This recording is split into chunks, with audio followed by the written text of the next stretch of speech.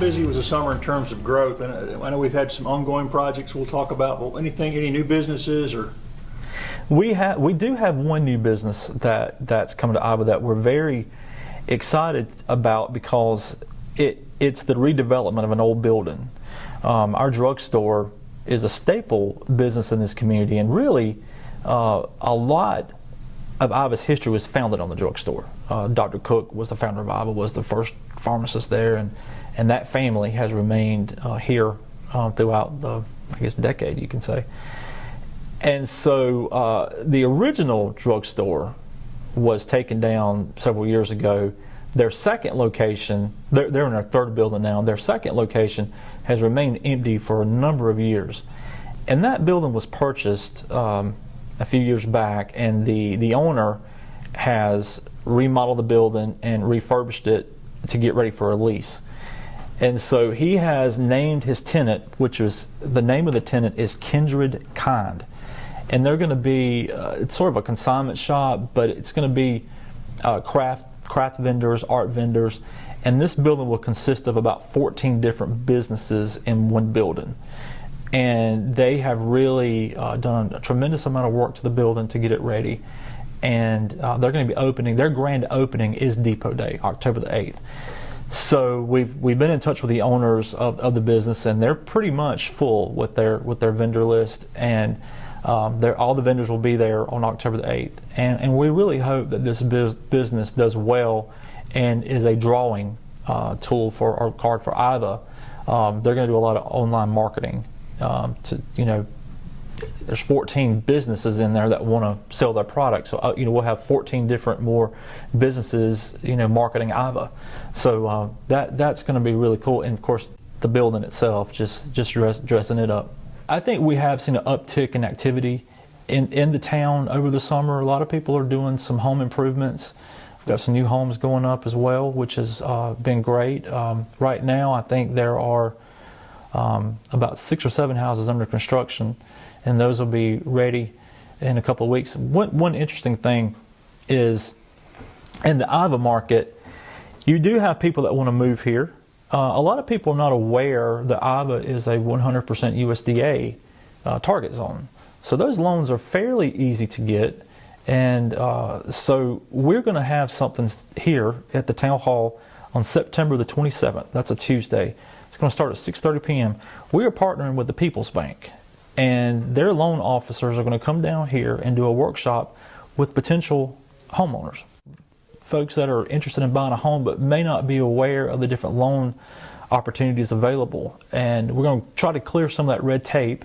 Our developers will be here, a few real estate agents will be here. In order to really promote or try to recruit business, we have to get more houses here. And that's been the goal of the council, and they've implemented that goal, and it's working well, rooftop spring businesses. And so that's what we're engaged in right now. It will come. It may be a few years down the road, but it will come. And the county has turned over some properties back to Yes, we appreciate that. So years ago, the county and the town, and several towns, it was a county grant. They worked within the county to take down some dilapidated houses. The houses were taken down, and I think they partnered with each of the cities within the county to identify a few homes. And so now they have turned those properties back over to the cities, not only Iowa, but the other cities as well, for us to partner with developers to build houses on. And I'm sure that's what the other cities are doing as well. So these properties already have the infrastructure needed, and they already have the water sewer taps, and some of them even have driveways still there. So it's going to be easy for a developer to come in and build a house on it.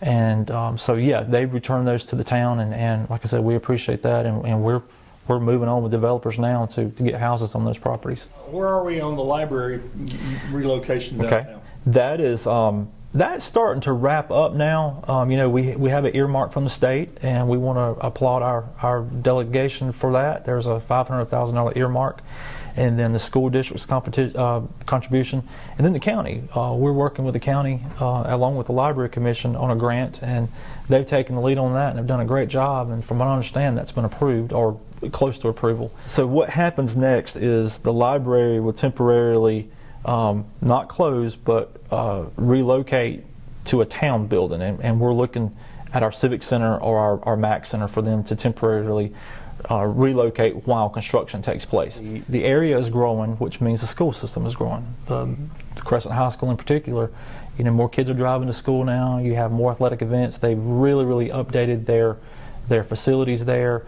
and they need the buses out of there to make more room for parking and some of the other things they're doing there. They already own the property in Iva, so it just made the most economical sense to redevelop property that you already own.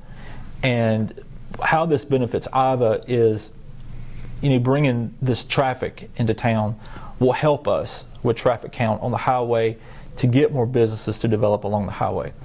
Now, with the buses coming into Iva, there's been concern about, well, how is a bunch of buses going to look to Iva's aesthetics?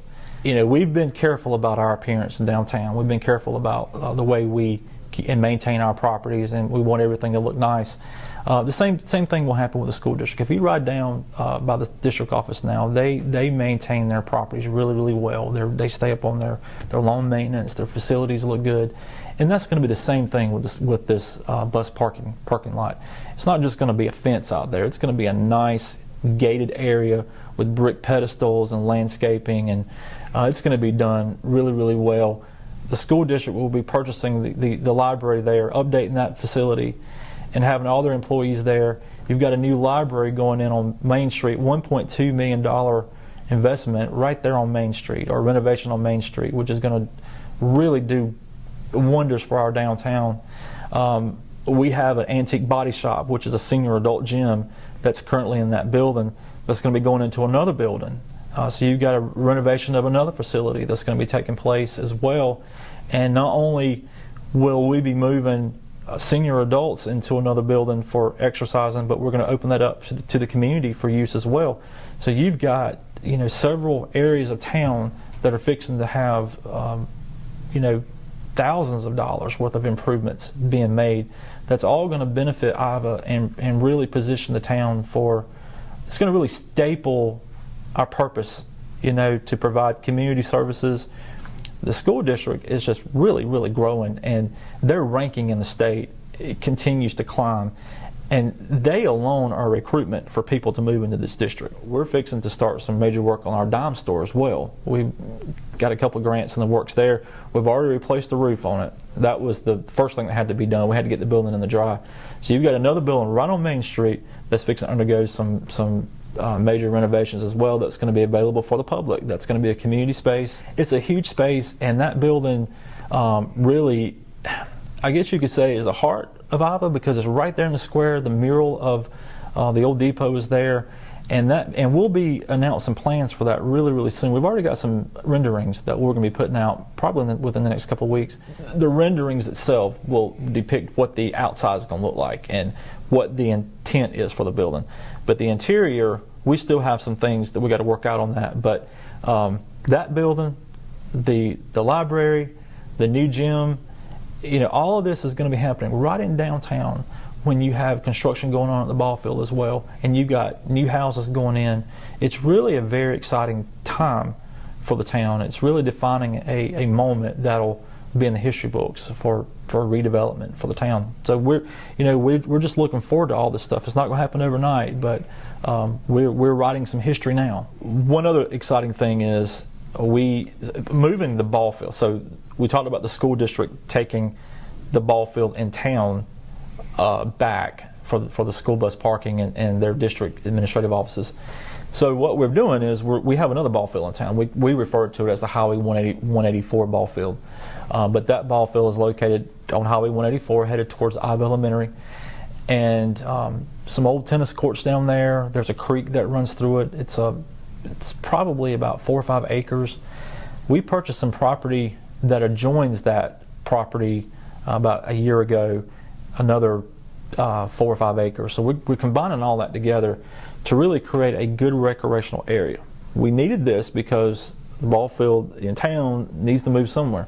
So the big lights that were at the ball field, we've already moved those down there, and we're working with studio Maine up in Pelzer. Blake Sanders is working with us on some architectural design down there, and just really helping us plan this out. But we're going to open that creek up and have that as part of the natural landscape down there, some new trees, playgrounds, redeveloping the ball field itself to make sure it's regulation ready for games, and then redoing the tennis courts. And along the creek we'll have some walking trails. This is something that will require lots of grants, lots of funding, but we got to get started with the drawings and get all that out there. And so this council is going to be really working on that in the next couple of weeks to finalize these plans so that we can start seeking grants and funding. But that is something that's going to be very good for that area down there. That ball field, that whole area down there needs to be cleaned up, and it's property the town already owns, and it's something that we can maintain. And you've got that creek that runs right through there. It's going to be beautiful. There were some apartments across the street that we annexed in several years ago, and we've always wanted to bring them in to be more part of the town. And so there will be some crosswalks from the apartments, link them directly to this ball field and to this recreational area, because there's going to be, like I said, playgrounds down there. Lots of kids live over there. Some new sidewalks going in down there. This is it's going to be a huge price tag, but it will be worth it. And we hope we can pay for all of this with grant funds. And so that should excite the community. And any of our residents that listen to this, or anybody in this area that wants to come by town hall at any time and ask questions or see renderings or whatever, they're more than welcome to. We have most of those things here, and we're happy to share those and to so that folks know what's going on. That's going to be one of the biggest redevelopment projects that we've had in a long time. People love recreation. People love parks. People love being able to walk in areas where they don't have to worry about cars and traffic. And so we hope this trail that we put through here will be the beginning of many trails that will connect Iowa to other areas in this area. And we can provide an area for people to walk safely that's well lit, and then in the future maybe connect that to Star, and that might connect to Anderson. So we can lay the groundwork now for future connections, but we got to get it started somewhere. So that will be where it starts, because we can put some trails down in there easy. There'll be plenty of parking down there, and for the time being, that's what we'll depend on. And then with the future, we can maybe connect that to other areas. So that's going to be starting soon, and I think that we're ending 2022 with a lot of plans and a lot of promises, which means in 2023 we have to implement these things and get them started and see where we end up at the end of 2023.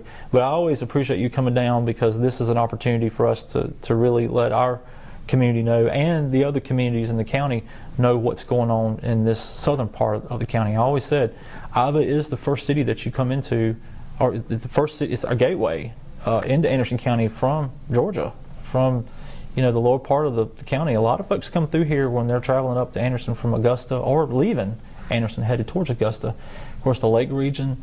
So it's important that we keep Iowa in good shape, because it means a lot to obviously our folks, but it's a lot for the county as well, because we are a gateway city, and we want to brand it that way as well.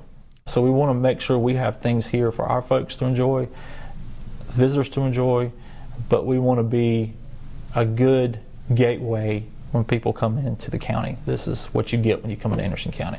Yeah, we've had a nice summer. It's been great. We've had our summer night concert series going on every Thursday night in our parking lot, and that is something that has been a big draw for years. And so we really look forward to that. The community shows up, and our restaurants, of course, appreciate that, because that does bring business to them as well. And there's a lot of activity that goes on in the square. And of course, when it rains, we're still able to have our concerts. We just move them over to our Civic Center. So that's been going great this summer. We're gearing up for fall. We have a lot of events that are planned for the fall. Our Depot Day this year will be a little different. We're going to do Friday and Saturday, starting at 4 o'clock on Friday afternoon with a cornhole tournament and a concert that'll start at 6:30 with Jukebox 45. They're a good oldies band. and some of our vendors will set up, particularly our food vendors. And then on Saturday will be the main day where you have multiple vendors here, food vendors. There'll be a car show going on. There'll be 2 concerts that day. One will start at 11 a.m. with Band Silver, and then at 6:30 p.m. Saturday night we'll have Combo Kings that'll be here. And then our vendors will set up primarily for the whole day along with our food vendors. There will be a petting zoo this year. The Crescent High School FFA will be helping us out with that. So that'll be something that'll be different, and we're looking forward to how that's going to work out this year. Of course, we're always glad to partner with the school. Their kids always, the kids in this district always are talented and very helpful when it comes to our events, and they always want to participate. So we want to make that opportunity available to them. Then we have our chili cook-off, which will be the next week. It's Thursday, October the 13th at 6:30 p.m. And that is where we have area businesses and churches and individuals. It's all amateur. They'll cook, a couple pots of chili and have out there. The samples are free. We'll have a band out there. It's fun. Not sure how cool it'll be on the 13th. You never really know. It's a gamble at that time of year, but it's still fun nonetheless. And then on October the 22nd is our Halloween on Main. That's the Saturday. And it's really a weekend early, but we do it a little earlier so that we don't compete with churches and schools and other activities that go on the week before Halloween. So we've set ours up a whole weekend ahead of everybody so that it gives kids just another opportunity to wear their costumes and get candy. So that's going to be October the 22nd. That'll start at 6 p.m. and it'll be in our downtown, and we have literally thousands of kids that show up. But this year we're going to do something a little different. We're going to have a ghost walk. When you go to Charleston, you have these ghost tours you can do. So there's a couple of ghost stories here in Iowa, and we've got some folks that are going to be telling those, and that'll be a thing this year. And we'll have hay rides and, of course, a lot of candy. And we have already a lot of businesses that have called to enter. And what's fun is it's sort of like a trunk or treat. We open the parking lot up, and folks will decorate their vehicles or tables or whatever, and they'll dress up. And so you have the adults that really get into this as well. That's our fall events. And then, of course, we're already taking entries for our Christmas parade as well. So we have a lot of Christmas events that are set up. I don't have the dates on top of my head, but we'll get those out. But it's that time of year, believe it or not.